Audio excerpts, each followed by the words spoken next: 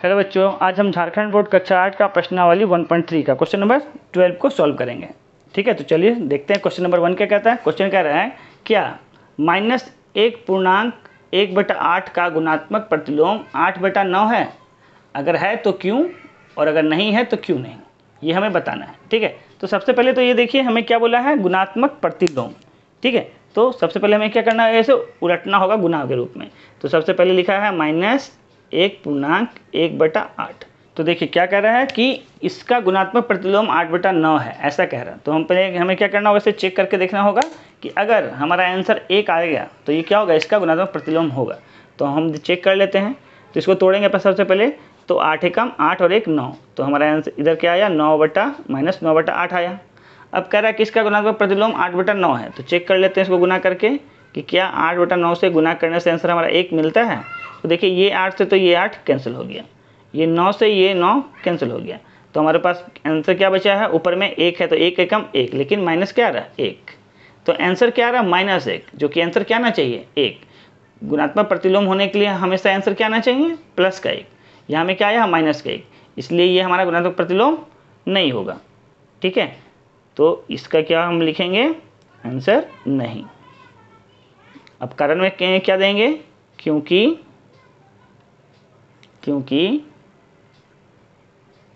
गुणात्मक प्रतिलोम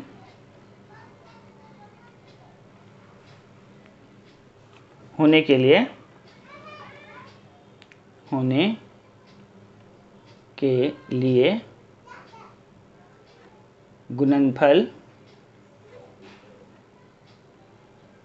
गुणनफल सदैव क्या होना चाहिए, प्लस का 1 आना चाहिए, +1 होना चाहिए। और यहाँ में आंसर क्या आ रहा है, माइनस में आ रहा है। ठीक है, -1 आ रहा है, इसलिए ये इसका गुणात्मक प्रतिलोम नहीं होगा। ठीक है, तो इसका गुणात्मक प्रतिलोम होगा क्या, तो चलिए चेक कर लेते हैं। यहाँ में देखिए हमें यहाँ पे क्या दिया था, -9/8। गुणात्मक प्रतिलोम क्या है, का मतलब हुआ कि बस इसे हमें उल्टा कर देना है, यानी 8 को ले जाना है ऊपर, 9 को ले जाना है नीचे, लेकिन माइनस का चिन्ह हमेशा ऊपर है तो ऊपर ही रहेगा। ऐसा करने से देखिए क्या आएगा आंसर, 9×8 = 72। ये माइनस माइनस प्लस, तो आंसर क्या आया, प्लस का 72, नीचे ऊपर में, नीचे में भी 7 क्या 8×9 = 72। अब ये 72 को 72 से काटे तो आंसर क्या आया, 1। तो देखिए हमारा आंसर क्या आएगा, प्लस का 1 आया ना। तो गुणात्मक प्रतिलोम हमारा क्या बना, -8/9। यहाँ पे क्या आपका -8/9 होना चाहिए, जो कि हमें प्लस में दिया है, इसलिए ये हमारा गुणात्मक प्रतिलोम नहीं होगा। ठीक है, बात समझ में आ गया है। चलिए अगला क्वेश्चन को समझते हैं। देखिए क्वेश्चन नंबर 12 का बी, इसमें क्या कह रहा है, क्या 3.1/3 का गुणात्मक प्रतिलोम 0.3 है? अगर है तो क्यों, और नहीं है तो क्यों नहीं। ठीक है, तो चलिए हम इसे जांच करके देखते हैं कि ऐसा है या नहीं। तो सबसे पहला तो हमें सवाल में दिया गया है 3.1/3। ठीक है, सबसे पहले हम क्या बोलें, इसका पूर्णांक को तोड़ लेंगे। तो पूर्णांक को तोड़ लेते हैं, इस दोनों को गुना करेंगे, ऊपर वाले को जोड़ेंगे, तो 3 3 9 और 1 10। तो ऊपर तो 10 हो गया, नीचे आपका 3 था तो 3। ठीक है, अब हमें चेक करना है इसका गुणात्मक प्रतिलोम 0.3 है कि नहीं। तो देखिए ये 0.3 लिखें, तो जब इस पॉइंट को हटाएंगे तो इसकी जगह पे 1 आया, उसके बाद एक संख्या तो 1 0। तो हमारा क्या बन गया, ये बन गया यहाँ 10/3 और गुना 3/10। काट के चेक करते हैं, ये 3 से 3 कैंसिल हो गया, ये 10 से 10 कैंसिल हो गया। तो हमारा आंसर क्या आया, प्लस का 1। और अभी जस्ट इससे पहले वाले में हम क्या सीखे हैं कि कभी भी किसी भी परिमेय संख्या का गुणात्मक प्रतिलोम तब होता है जब उसका आंसर +1 आता है। तो यहाँ हमारा आंसर क्या आया, +1 आया। तो हम लिखेंगे हाँ यह इसका प्रतिलोम है। क्यों है, क्योंकि गुणनफल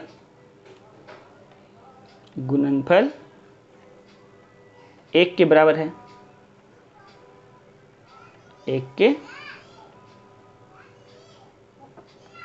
के बराबर है। और कभी भी किसी भी संख्या का गुणनफल अगर 1 के बराबर आए तो वह संख्या उसका क्या कहलाएगा, गुणात्मक प्रतिलोम। ठीक है, चलिए अब क्वेश्चन नंबर सी को समझते हैं। देखिए क्वेश्चन नंबर सी में क्या बोल रहा है, क्या 0.4 का व्युत्क्रम 5/2 है? तो चलिए चेक करते हैं। सबसे पहले क्वेश्चन क्या दिए हैं, 0.4। ठीक है, इस पॉइंट को यहाँ से हटाएं तो नीचे क्या आ गया, एक संख्या है तो एक 0 आ गया, ठीक है। यानी कि अब ये संख्या क्या बन गया, 4/10। तो अगर ऊपर नीचे एक ही पारा से कटेगा तो हम काट देंगे। तो देख रहे हैं ये 2 से कट रहा, 2 दूना 4, ये भी आपका 2 से कट रहा है 5 बार में। तो हमारा आंसर क्या आया, ये 2/5। अब यहाँ में पूछा है इसका व्युत्क्रम, तो हम लिखेंगे इसका व्युत्क्रम। तो व्युत्क्रम का मतलब क्या होता है, संख्या को उलट देना, यानी 5 चला जाएगा ऊपर और 2 आ जाएगा नीचे, जो कि हमारा आंसर में क्या दिया है 5/2, और यहाँ भी क्या आ रहा है 5/2। यानी हम देख रहे हैं कि 0.4 का व्युत्क्रम क्या आ रहा है 5/2 आ रहा है, जो कि यहाँ में हमारा आंसर भी वही है, ठीक है। तो क्या लिखेंगे, हाँ 0.4 का व्युत्क्रम 5/2 है, ठीक है। ये हमारा आंसर हो गया, ठीक है। देखिए आंसर से आप यहाँ तक तो पहुँच जाइएगा कि हाँ ये है, लेकिन क्यों है ये जानने के लिए इसे आपको यहाँ तक सॉल्व करके देखना होगा, ठीक है। चलिए क्वेश्चन नंबर डी को समझिए। देखिए क्वेश्चन नंबर डी में कह रहा है कि 6/13 को -7/16 के व्युत्क्रम से गुना करने पर कितना होगा। तो सबसे पहले क्वेश्चन बोला है 6/13, ठीक है। 6/13 को क्या करना है, -7/16 का व्युत्क्रम मतलब इसका उल्टा, तो 16 चला जाएगा ऊपर, ठीक है, और 7 आ जाएगा नीचे। माइनस कभी भी ऊपर ही लगता है, ठीक है। तो अब चेक कर लेते हैं कि गुना करने से हमारा आंसर क्या आ रहा है, ठीक है। तो देख लेते हैं कि अगर कट रहा है तो कहीं किसी से नहीं कटा, तो गुना करेंगे तो 6 4 के 36 का 6 हासिल 3, 6 कम 6 और 3 9, माइनस है तो माइनस लगेगा, ठीक है। तो -96 हो गया, और नीचे गुना करेंगे 13 सते 91। तो हमारा आंसर क्या आया, -96/91। ये हमारा इस प्रश्न का उत्तर हो। चलिए क्वेश्चन नंबर ई को सॉल्व करते हैं। देखिए क्वेश्चन नंबर ई में क्या बोल रहा है, कह रहा है ब्रैकेट में है 5/7 जोड़ 2/7, फिर गुना किया गया 5 से, कह रहा है का मान क्या होगा। हमें इसे सॉल्व करना है, इसका मान को निकाल के बताना है। तो सबसे पहले हम क्या करते हैं, ब्रैकेट का काम करते हैं। तो ब्रैकेट के अंदर में क्या है 5/7 जोड़ 2/7। तो देखिए दोनों का ही हर क्या है 7 है, जो कि समान है। जब हर समान हो तो लसो भी क्या आएगा, समान ही आएगा। और जब लसो समान हो तो ऊपर वाला संख्या भी जैसा है वैसे ही लिखा जाएगा, यानी 5 जोड़ 2, ठीक है। अब इसे हमें गुना करना है किससे, 5 से। तो गुना 5, अब क्या करना है, ऊपर जोड़ देंगे तो 5 और 2 7/7 और गुना 5। तो ये 7 और 7 आपस में कैंसिल होकर क्या आया 1। अब किसी भी संख्या को 1 से गुना करेंगे तो आंसर क्या आता है, वही संख्या आता है, यानी 5 एकम 5। तो इसका आंसर क्या होगा 5। अब क्वेश्चन नंबर एफ को देखते हैं। देखिए क्वेश्चन नंबर 12 का एफ क्वेश्चन कह रहा है 0/2 का व्युत्क्रम क्या होगा। ध्यान रखेंगे हम कभी भी परिमेय संख्या को लिखते हैं तो उसकी क्या रूप होना चाहिए, वो p/q का रूप में होना चाहिए, ठीक है। और कभी भी हर यानी जो नीचे वाला है वो 0 के बराबर नहीं होना चाहिए, ठीक है।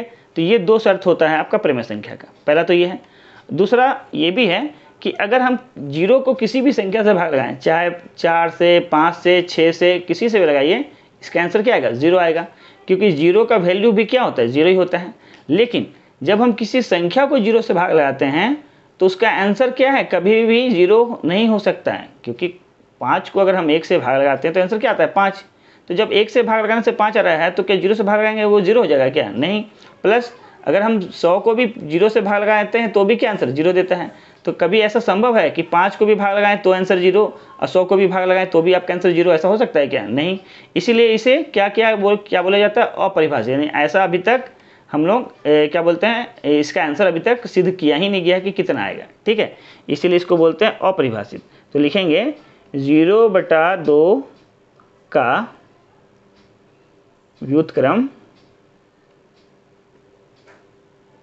ऐसे तो बोलने का किया गया हो जाएगा, हम उल्टा कर सकते हैं इसको, यानी 2 को ऊपर लिख देंगे 0 को नीचे। लेकिन ये क्या है, ये अपरिभाषित है। क्या है, अपरिभाषित। और ऐसा क्यों है ये भी हम आपको बता दिए, क्योंकि कभी भी किसी भी संख्या को अगर हम भाग लगाते हैं 0 से तो आंसर क्या देता है 0, जो कि पॉसिबल है ही नहीं। 5 को भी लगाने से 0 और 100 को भी अगर भाग लगाने से 0, ठीक है। इसीलिए इसे हम क्या बोलते हैं, अपरिभाषित। तो हमारा आंसर क्या होगा, अपरिभाषित।